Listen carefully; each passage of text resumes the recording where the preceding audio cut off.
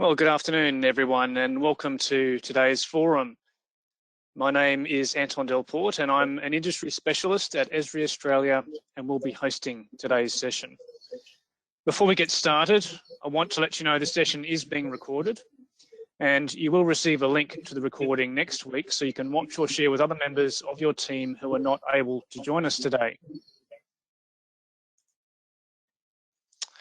We encourage you to submit questions throughout the session. There is a GoToWebinar question panel on the right-hand side that you can use at any time during the presentation.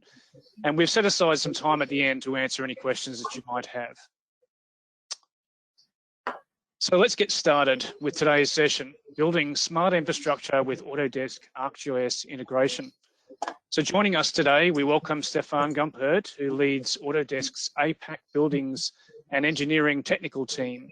Stefan helps businesses streamline workflows and improve project outcomes using BIM processes and Autodesk cloud products. Today, he'll be sharing how Autodesk solutions such as Autodesk Infraworks and Civil 3D integrate with ArcGIS Online and demonstrate cloud-based data sharing workflows for BIM and GIS teams.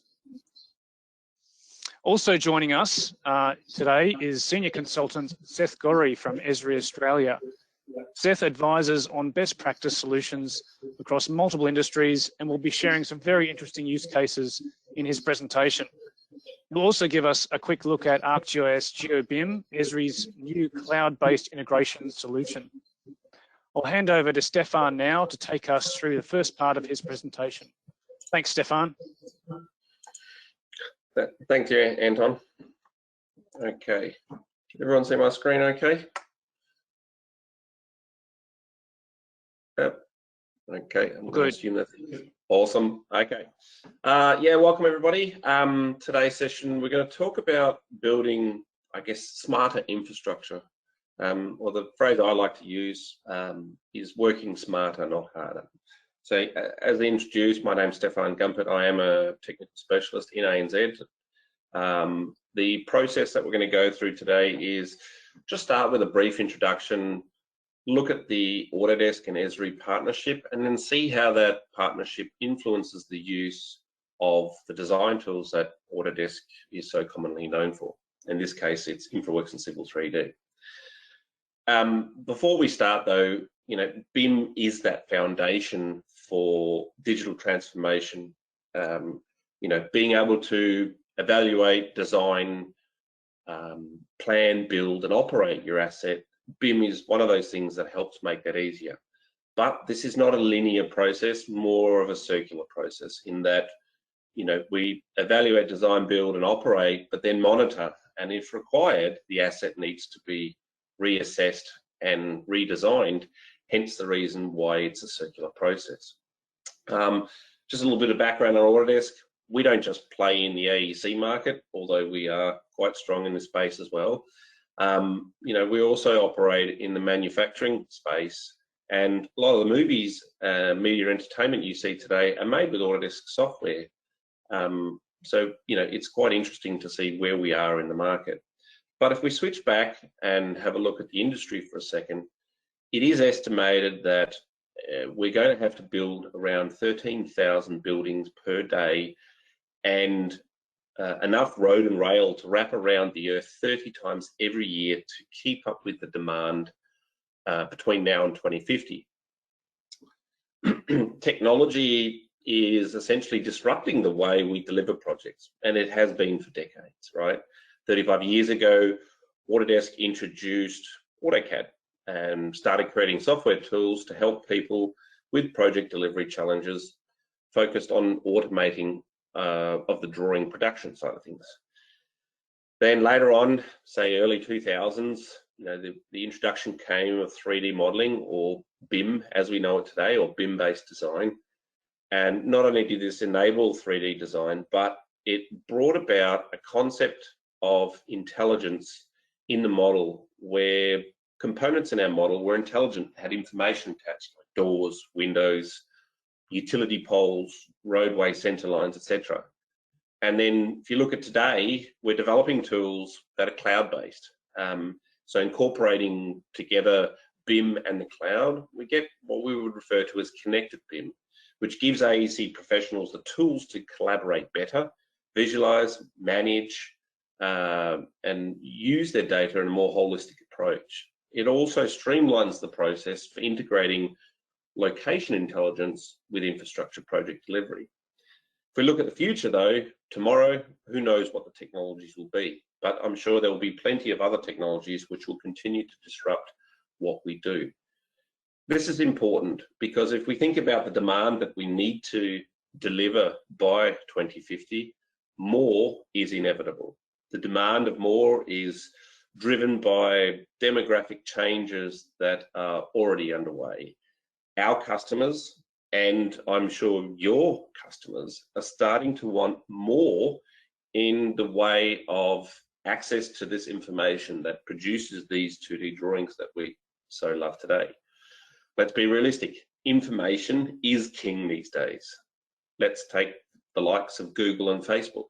They are awesome at what they do in the way of advertising because of the way they utilize the information.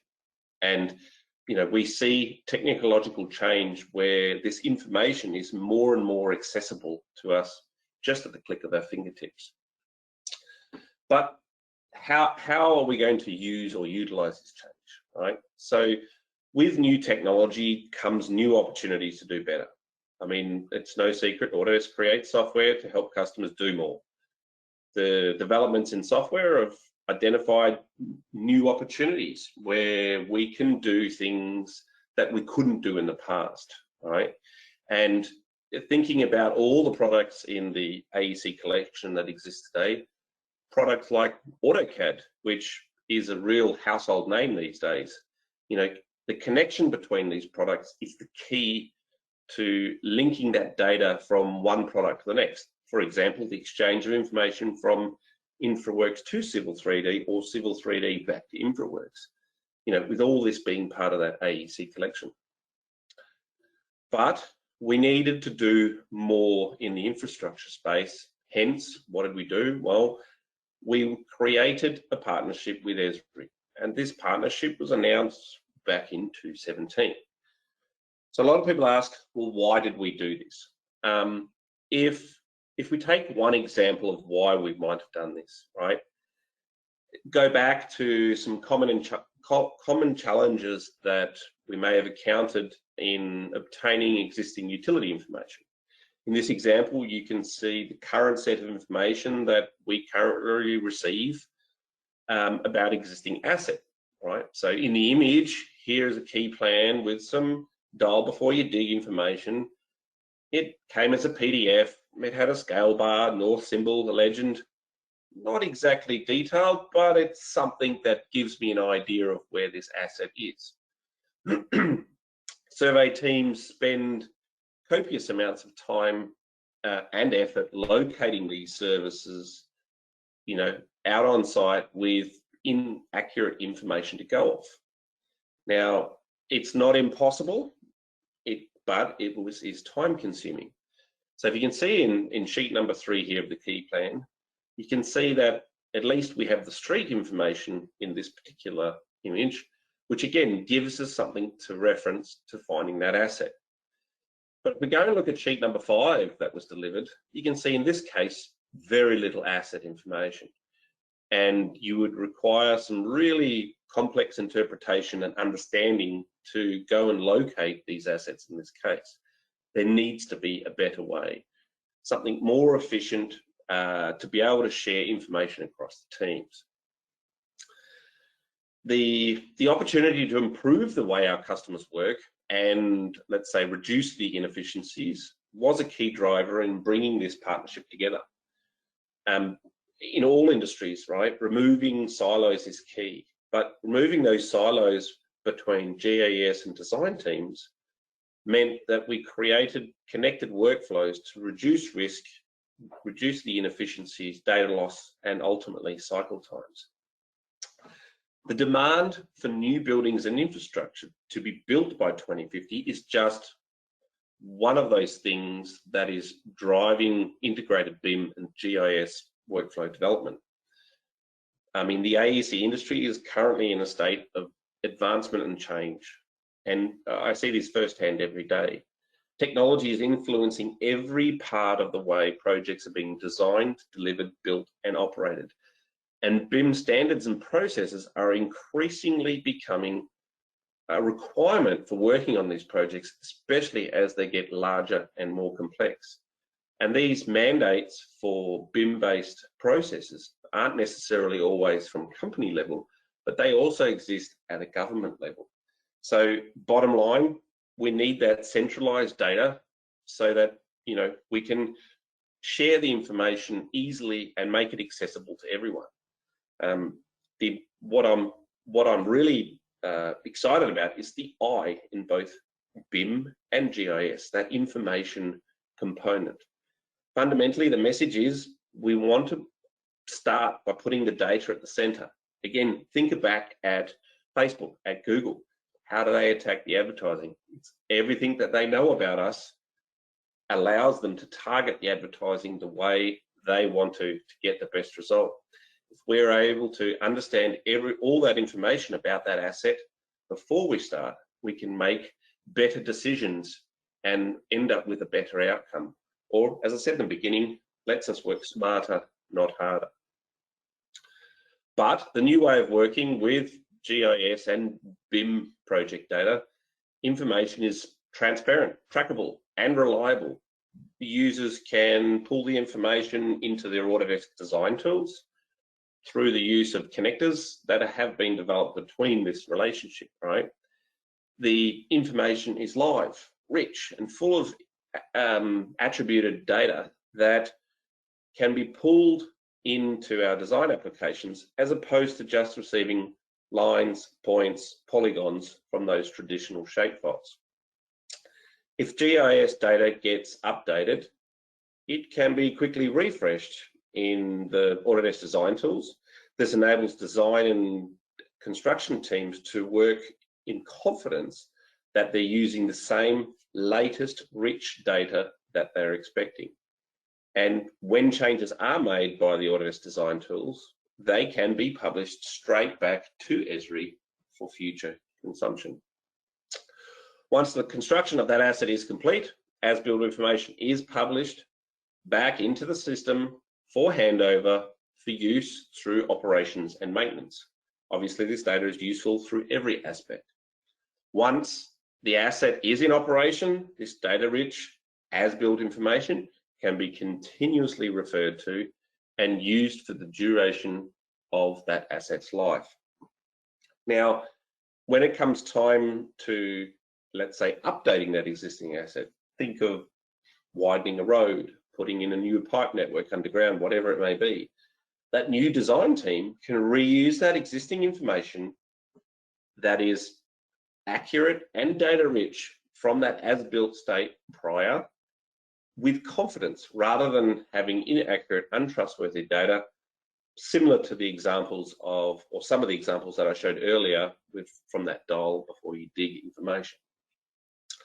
Thinking about that widening of that road or that asset that we want to update, right? We may have a look at, scanning point cloud information, bringing that point cloud information into Infraworks, attached to some other information that we've pulled in previously about the existing road network. We may choose to share that data between Infraworks and Civil 3D, or even with Revit. So if there's a building involved and the infrastructure that we're designing is around a new structure or an existing structure, we may need to share that information with the design team in that Revit space. Ultimately though, they can all be working in the cloud, which again makes that connected workflow good. Coming back to the partnership though, at both the Infraworks phase and the Civil 3D phase, we're able to bring in that existing as-built information from the ArcGIS platform. As I said, we want to make smarter decisions for better outcomes and break down those silos of information.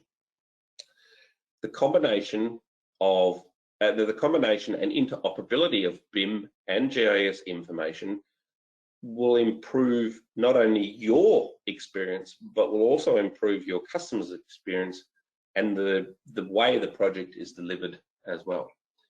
So to put it in some sort of a diagram to show you the exchange of information, you can see here the information can be pushed and pulled into Infraworks, and of course from Civil 3D as well. But don't forget that because of our design applications, we can share information between those environments as well.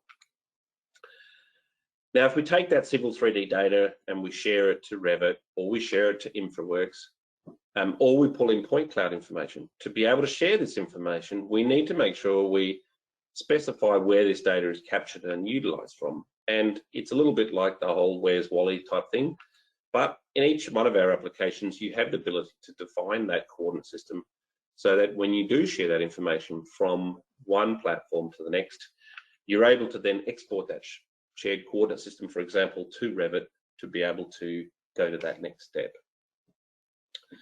So let's look at the Infraworks component of what we're talking about here today. So as I said, what does this look like in our software? Well, Infraworks is the starting point when working with that GIS data. Infraworks can handle multiple file formats, which makes it incredibly flexible for planning and design teams who may be using information from a wide range of different softwares. And you can see the list there on the left. As you can see by the blue arrows, the information flows in both directions, all across the system, right? Also worth mentioning is that the entire way of working can be hosted in the cloud. Again, enabling teams to access information across larger geos or even countries in some cases, to access information quickly and easily, and having only one single source of truth. So let's have a look at an example of this today. So in Infraworks, I'm going to connect to my ArcGIS platform, go and have a look at my content for the area that I've highlighted. In this particular case, I'm bringing in a sewer example, and I want to map these new features to a feature inside of Infraworks. So the pipes will come in as a pipe feature, and the structures will come in as the structures inside of Infraworks as well. So the system pulls down that information, loads it directly, maps it to the data sources accordingly, and once it comes in, we need to preview the data or go and have a look at the information so that we can see what it actually looks like. So we'll switch to a engineering view where we can see more information, and then we're going to go and modify the features that we've just brought in to utilize some of that data that has come in from that platform. So the pipe invert levels, we set it to the start invert and the end invert, which is properties that has come in from the ArcGIS system. We also bring in the inside diameter for the size of the pipe, and also give it a display type so that we can represent the information accordingly. So in this case, all my pipes will be yellow. Again, we refresh the information, the model will re-display itself. You can see it's quite quick and efficient inside this environment. In fact, I've described Infraworks sometimes to people as a little bit of a gaming environment because it's quite efficient in the way it displays its information. We're going to go to the structures component, which is the junction points at each of the pipes. Again, we're going to give them a display matching that yellow color so that we can see it. We then go and put in the size of the manholes for each one of those junctions, and also adjust the elevation to match the depth of where this intersection is. Now again, once we've done this, we go and hit the close and refresh button. The system closes and refreshes, and again, you'll start to see the information display on the screen. And you can see that, there you go, here's the refresh. Once it comes in, you can see this information is in context of where that was according to that data that I pulled in from the ArcGIS platform. If I select one of those elements, you can see those ArcGIS properties exist in Infraworks as well, which means you can go and look and see where this attributed information is. Again, information is king, right? So Let's have a look at the civil 3D side of things. Again, it is a bidirectional flow, but in this case, we are going to pull information from ArcGIS itself. Again, we open up, we look at the area in context that we want to have a look at the content that's available in that space. We go, and this time, instead of mapping feature for feature, we actually take the elements, and so we're going to map the pipes and the structures to our gravity pipes and gravity structures, so that you've got native civil 3D objects inside of your design model. In this particular case, we're going to map, again, the properties that have come in from ArcGIS into civil 3D to properties that will be used to model those components. So again, the start and end elevation, invert level of the pipes, diameter, and so on and so forth. And when we're finished, you'll see that, again, we've got those elements modeled in space as native objects. And when you go and look at the structural, the properties of these elements, the data that is mapped, and of course the data from civil 3D, can be seen in those elements themselves. Whether it's, in this case, the manholes or the pipes, you still end up with the same data that was brought in. Obviously now I can manipulate that data and then ultimately want to push that information back again. So keeping in mind though that we can always visualize the data or transfer the data between the two applications as well. When I finish the design in civil 3D, I can actually publish it back for visualization inside of Infraworks. Or, as I said in the beginning, you may choose to toy around with the concept design in Infraworks to quickly manipulate something, to then push that concept design to civil 3D. So the key element or takeaway is interoperability, right? And again, working in the cloud means it doesn't matter where you're located, you can share that information easily across the teams. So what about if I want to publish the information back again? As we said, when we finish with the as-built, we want to share that information back with everyone in the environment. So we come in and we can define some new property sets, right? So we give this property set a name. In this case, it's called proposed manholes, created by one of my wonderful colleagues in the US. We create a handful of properties that we want to apply to these manholes. So in this case, we've got installed by, installed date, and the third one was asset condition, of course. So, you know, we sit down and choose which type of element we want to apply that to, hit apply and OK. And now we can go through and select those elements that we've got modeled in our environment and go and modify those properties. So if we select a handful of these manholes, go to the properties of these elements, make available only the property sets that I want to have a look at in this particular case for these objects. So I'll come in and look at my proposed manholes property set, and you can see because they're common across all those elements, I can go and start putting this information in. And you know, these manholes were created in 1998, right? So a long time ago. Again, once you've applied that information, you can see we click on one of those elements, go and look at the properties, and you can see the information is there for viewing in the model. Now, the important part is when you're finished, we do have the ability to publish this information back again.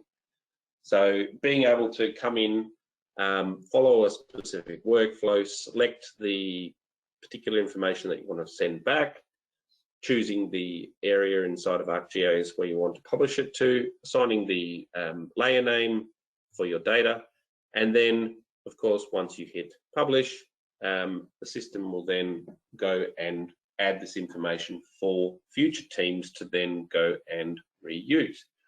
And this is important information because, as I said, this is the whole cyclic motion of being able to share the data from beginning to end and then reuse again at that later stage. So here you can see, scroll down, there's those particular bits of information that we showed you earlier before that we created in our design environment.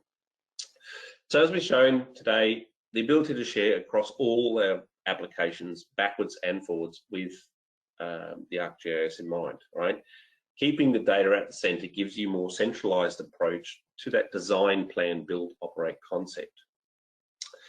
Big question is, how will you utilize this data on your next project, right? So how do you plan to use this if you haven't done this before, or contribute to that asset for that next evolution of that asset? And how are you going to change your approach to enhance not only your experience, but your customers' experience in the consumption of that in BIM and GIS? Ultimately, there's lots of different benefits to going down this connected workflow experience. Everything from the reduced time for delivery, better communication, and obviously reducing the risks. Anyway, hopefully that was some insight. Again, if you are interested in answering or asking more questions, please go into the Q&A box and ask your questions as you feel.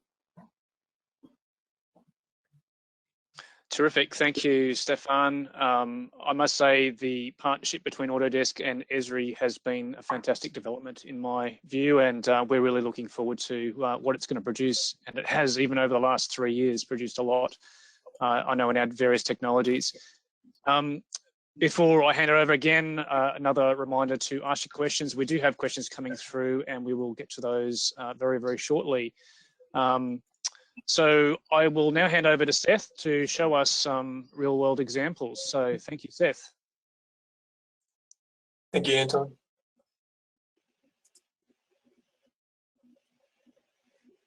Imagine that you manage an asset in a complex natural or urban environment, and now manage needing to implement change in that environment. As you can see, the coordination that it took to demolish and construct this development in the CBD of Sydney required more than just information about the existing infrastructure. It also required information about planning controls, including heritage overlays, noise restrictions, and traffic volumes surrounding the site, and many more aspects beyond the proposed infrastructure.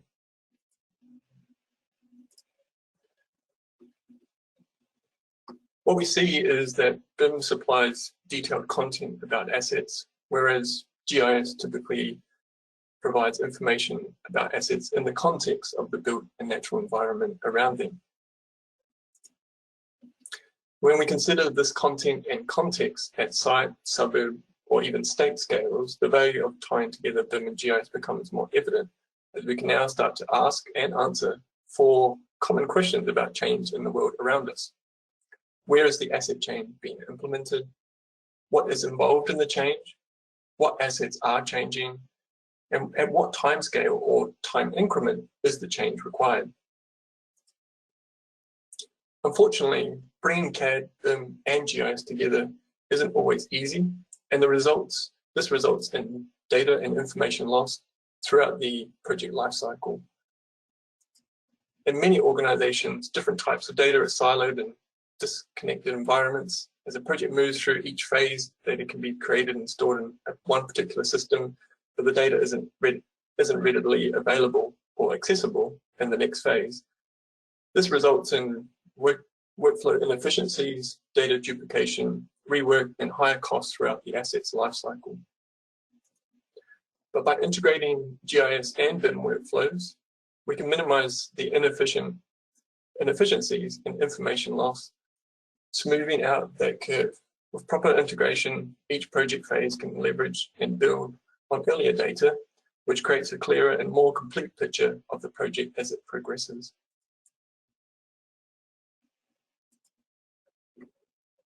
So what else is driving this change? There are a variety of other business drivers for BIM and GIS integration beyond reducing this information loss I just mentioned. Often these integration efforts involve customization or extension of existing BIM and GIS capabilities that you all have. But however, this development is quite costly as far as an integration activity. Customers are asking us, both Autodesk and ESRI, and wanting to integrate and improve project efficiency in the construction process by decreasing risk and increasing visibility of compliance issues throughout each of those 4 key phases. So we believe a better way to work is to help manage your project at every stage, both with ArcGIS by ESRI and Autodesk. And this drives smarter decisions and improves project outcomes ultimately. It obviously begins in the planning phase, moves into the design phase, continues as the project moves into the construction or delivery phase, and then we speak to the owner-operators who are tasked with the ongoing maintenance management of these new assets. So today we're going to explore how components of the ArcGIS system by ESRI support the use and reuse of CAD and BIM content created and curated within Autodesk, as Stephen's showcased just now. You'll see how the ArcGIS system leverages a modern web services oriented architecture to connect users to WebGIS through either ArcGIS Online or ArcGIS Enterprise in order to access your project data, as well as services from other agencies through native desktop, web, and mobile applications. As we've heard already, since 2017, ESRI and Autodesk have had an alliance which has brought forward a number of integrations between GIS and traditional CAD and BIM processes. So a couple of examples are the Autodesk connector for ArcGIS, which brings content from ArcGIS Online and Enterprise within Civil 3D and Infraworks, as we've seen today. But beyond that, we've got some more recent supported patterns to be able to directly read content from Revit, Civil CAD from Civil 3D, and more recently, connecting to cloud repositories and the likes of BIM 360.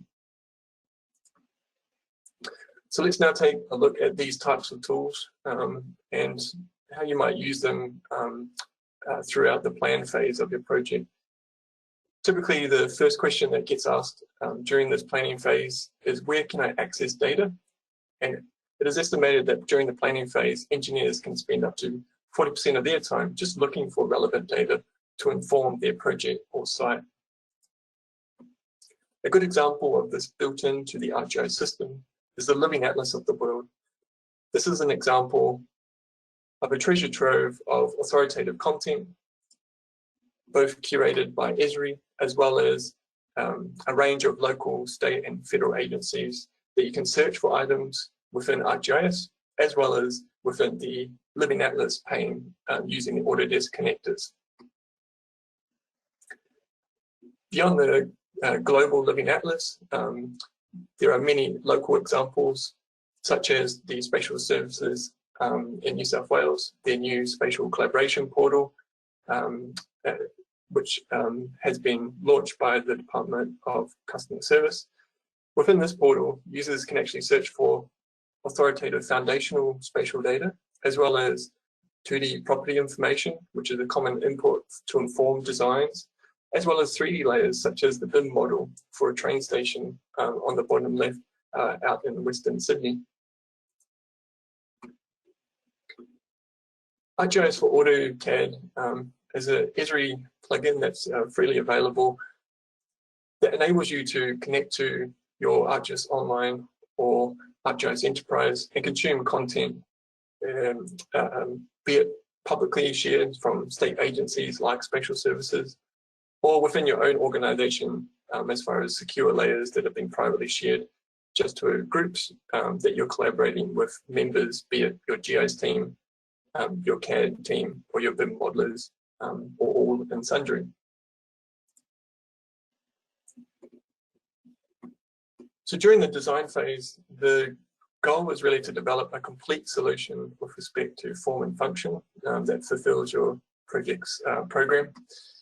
And now we're going to look at some examples of that pattern where we can connect design content inside of the ArcGIS system. So our desktop tool that's commonly used, known as ArcGIS Pro, offers the ability now to not only directly read CAD and BIM content, be it DWG files or Revit models, but we can actually now support cloud connections to Autodesk Construction Cloud and BIM 360. So you can see here we've got our BIM 360 pane, and that repository has all our managed and versioned BIM and CAD content that we can actually connect to inside of ArcGIS Pro and consume that in Pro and publish it up to WebGIS portals such as ArcGIS Online or ArcGIS Enterprise.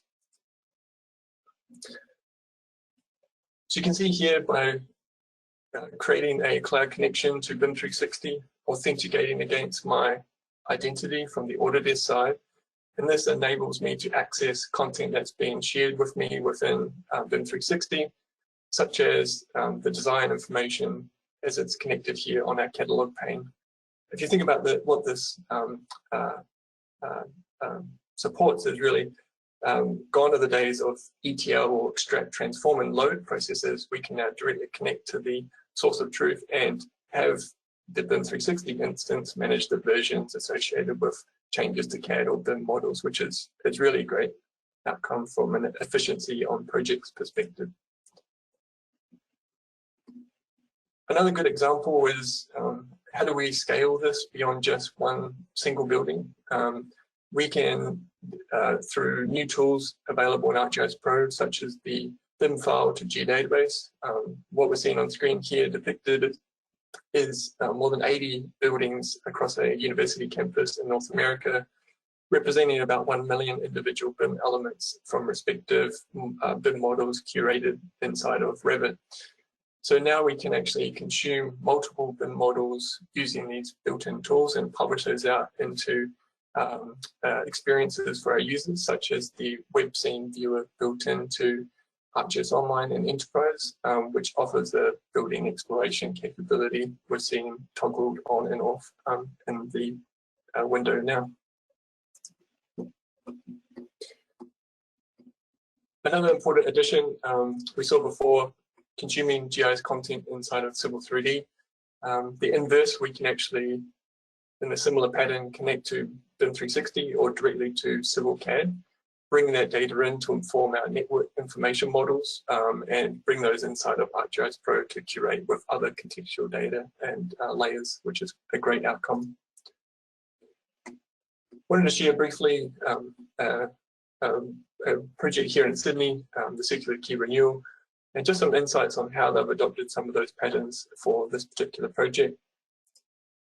And if you want to find out more in other case studies, by all means, scan the QR code and access our GeoBIM content on our website.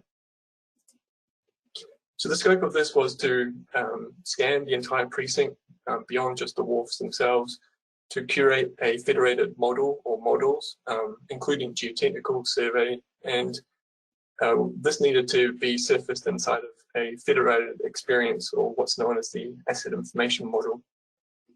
So the process was very similar to what I mentioned before, directly reading in that CAD and BIM content, be it IFC or Revit, which we both now support, bring that into ArcGIS Pro to then publish out as layers inside the GIS to be consumed inside of the asset information model via the web scene that we've just seen from the university campus. So essentially the asset information model offered linkages out from model elements beyond just the geometry itself. So really that connected notion of using this asset information model from ArcGIS to launch out to other information environments, be it a document management, be it a drawing management solution, is really a common pattern we're starting to see nowadays. So within Revit, here's a look at the precinct where the process of using recap from Autodesk to actually assist the modelers inside of Revit to develop up a series of Revit models. And the same model brought into ArcGIS. So we're seeing depicted here the geotechnical surfaces, including sandstone and the like. And this enables us to get that cumulative view of not just the urban environment, but also the surrounding contextual layers. And the asset information model, which was a web application or experience, is used nowadays. So the project was supported through Norman Disney Young, part of Tetra Tech Group.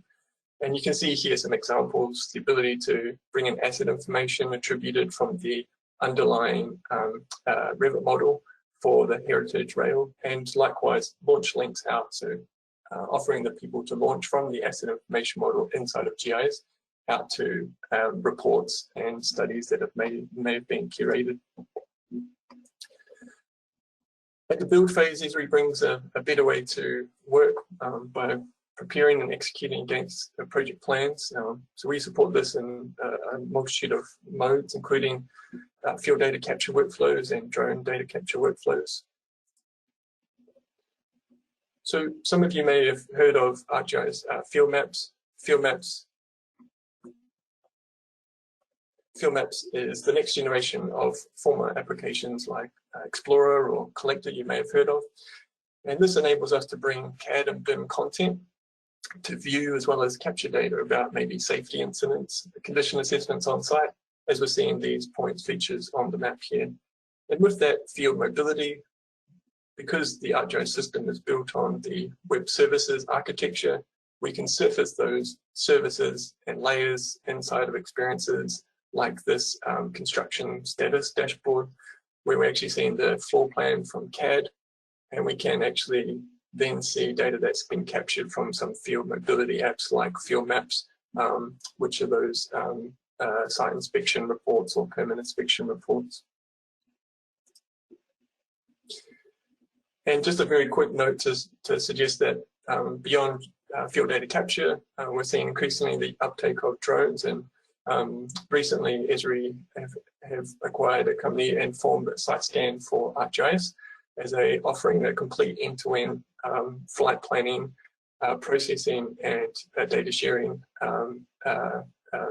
solution, including, importantly, the ability to share out information products, be it a surface, elevation model, contours, back to BIM 360. So this is a supported build pattern built into site scan.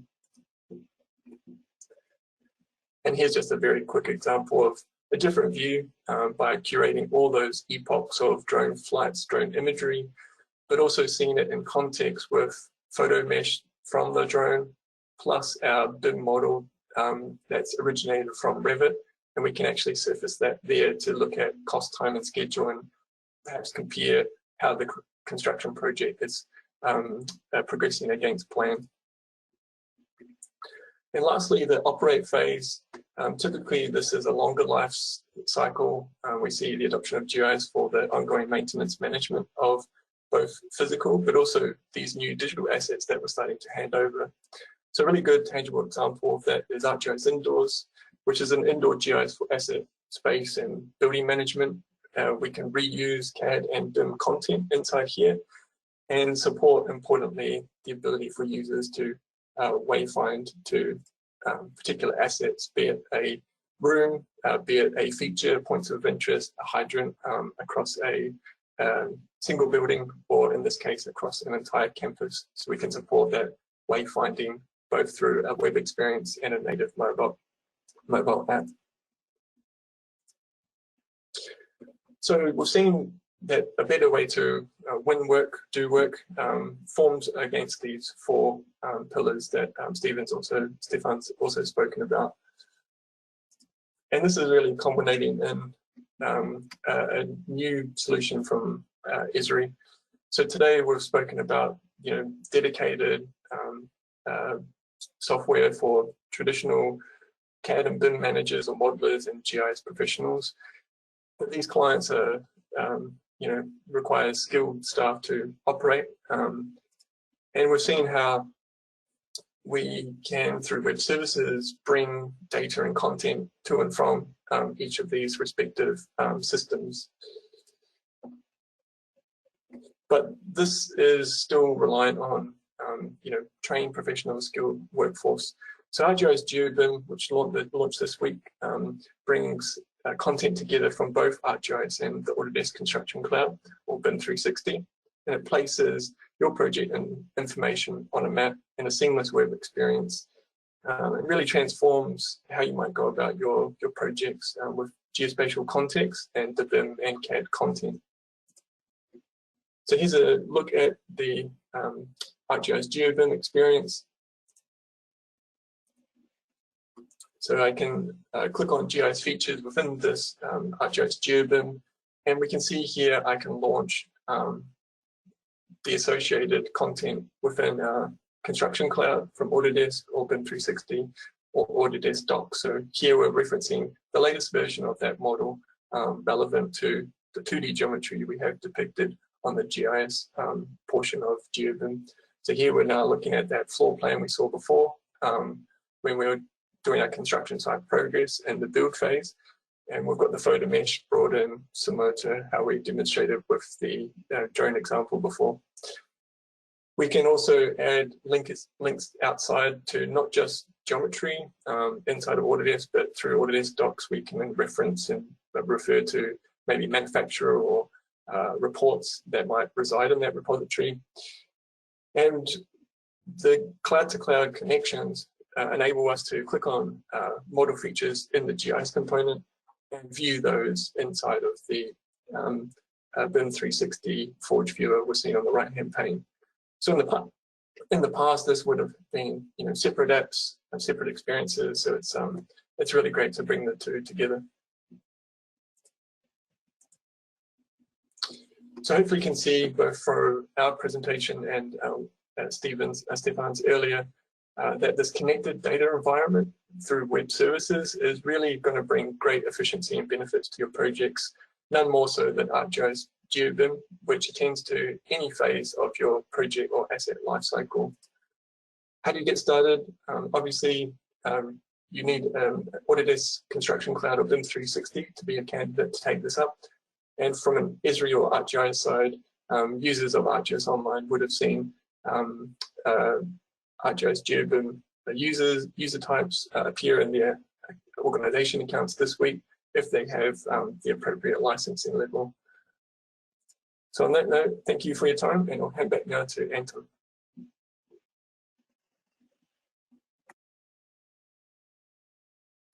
Great, thank you, Seth. That was fantastic.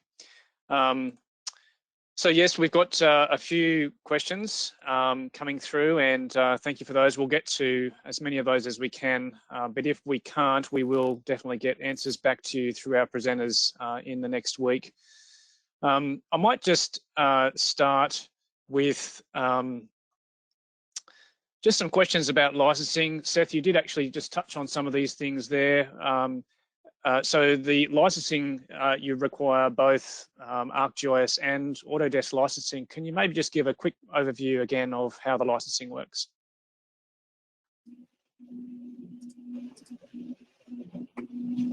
Sure thing.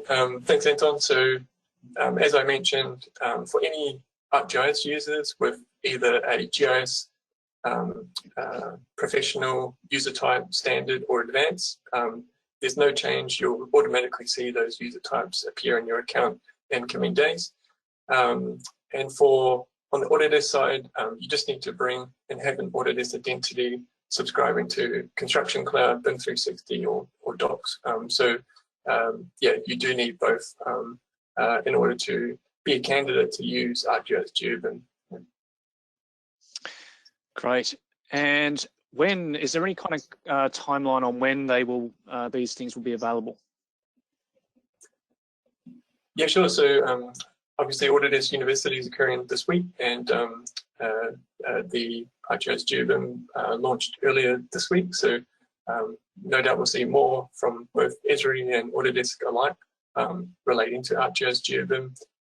If you want to deeper dive on GeoBIM, obviously we didn't have much time today, but happy to speak to people in due course. Yeah. Yep. Right. What about availability in ArcGIS Enterprise?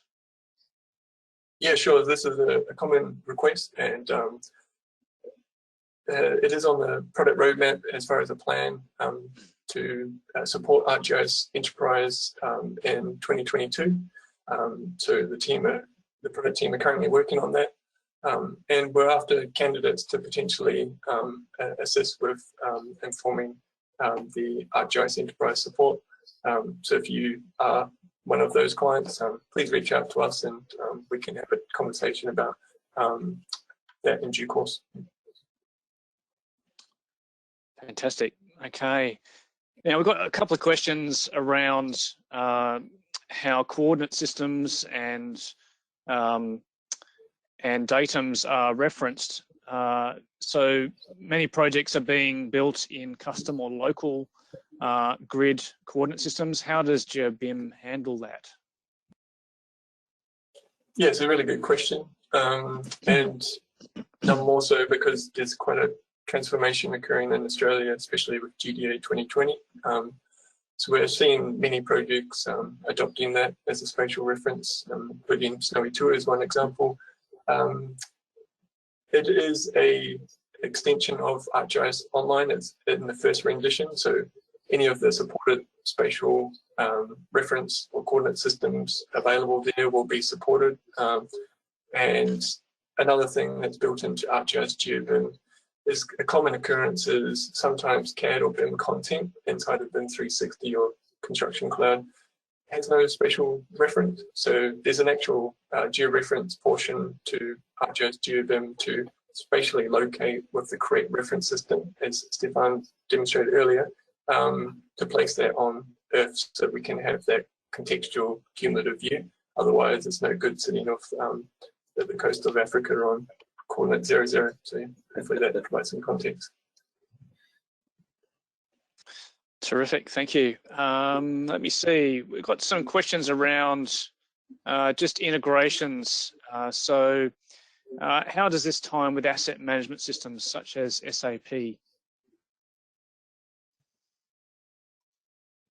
Yeah, sure, I can take that one. The virtue of the modernization of the ArcGIS system and orientating to become services led leads itself to the associated APIs. And what we're seeing is this connected data environment can be connected outside of connections to Autodesk to other systems using the APIs available. So at the back end of GeoBIM and the back end of ArcGIS, a bunch of RESTful APIs that can enable connections to other systems like SAP to maybe generate a work order, or vice versa, maybe to visualize a work order inside of ArcGIS. Okay, fantastic. Sorry, Seth, there's probably a number of questions that are perhaps more aimed at you than Stefan, so apologies about that. So just again on the integration question, so given that GIS needs to integrate into EAM systems for maintenance requirements, how does ESRI ensure that the BIM data brought into ArcGIS is aligned with the asset management requirements of the asset register, etc.? Yeah, it's a really good question, and I think we've got some great examples, both locally, where I'm based in New South Wales and interstate in Queensland and Victoria and the likes. That is looking at like the standardization of the asset information that's required in all phases of the project or asset lifecycle, and trying to avoid the information loss in the project handover, which, you know, in the past has been a blue hard drive, and we can see now through web services we've got unique new ways to offer that, not just at the end of the project completion, but throughout the project lifecycle to upstream clients. Yeah, so we support that in a few ways. I guess a tangible example of that is evident in the ability to create connections to cloud repositories like BIM 360 that manage the master data for the latest version of the CAD or BIM content, especially in the plan design, but also the build phase. But obviously in the operate phase, those changes are kind of set in stone, and we have the final kind of physical and digital version of that asset. So we can support that and validate it inside of ArcGIS. There's a number of tools to review data, do checks against geometry and checks against the attribution to make sure that that's fully populated and people are doing condition assessments, that updating the correct fields, that kind of thing. But maybe that's one we can talk offline. So I don't know who that was asked by, but it's a really good question. So thanks for posing that. Great. And another one on integration. You say that ETL type interfaces are replaced by direct connections. How does this work when the BIM data doesn't align with operational data requirements from other integrated systems like EAM and ERP? Yeah, that one maybe we can take offline and discuss, because it's really a dependency on the phase of the project. So when we're talking about, you know, the asset management workflows, they're quite unique and different to earlier phases in a project or asset lifecycle. So yeah, happy to maybe we can take that one offline and follow up with that question. But yeah, another great question. Yeah, no worries. Let me just see. There is some other questions, let me see, around IP. What functionality has been built into this partnership to protect the IP of the customer and the designer's information? For example, if the designer wanted to access the customer's information, but it was protected by the IP, is there a password gate of sort to protect you know, the access between collaborators? This might be perhaps, Stefan, you might have something to say here too. I don't have anything specific to add, but I mean, the purpose of this collaboration is that everyone is actually working together on the project, right? So I'd like to think that the IP of the previous design, let's say, would be, I guess, handed over during that project design regardless, right? Maybe not the specific CAD model originally or the BIM model, let's say, but you would like to think that at least if you were, let's say, widening a road or, you know, putting some new services underground, those existing services or the existing road design should be shared with the new designer as well. So I think it might be worth a follow-up on that one as well. Yeah, and from an ArcGIS or ESRI perspective, there's a really good resource in trust.arcgis.com, and in it you'll note some resources around IP and ESRI's stance on that, which is we protect your IP in perpetuity. But yeah, trust.arcgis.com is a really good resource to go to find some kind of common answers to those FAQs. But yeah, we'll put those together on the back of this event as well as a link for those that may have not got that down. Yep. Fantastic, thank you.